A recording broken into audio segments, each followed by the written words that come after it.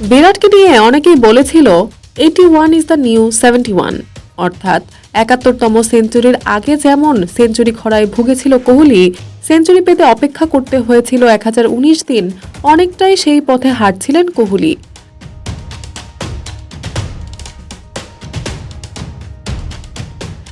তাছাড়া ফর্ম বা বয়স কোনোটাই সাড়া দিচ্ছিল না।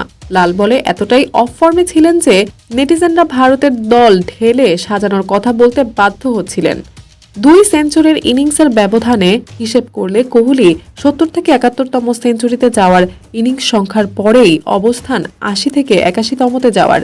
তাই বিরাটের একটা সেঞ্চুরির আক্ষেপ বাড়তেই ছিল।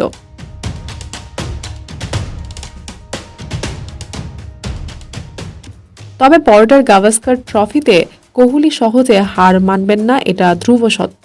প্রথম ইনিংসে ব্যর্থ হলেও দ্বিতীয় ইনিংসে তুলে নিয়েছেন সেঞ্চুরি।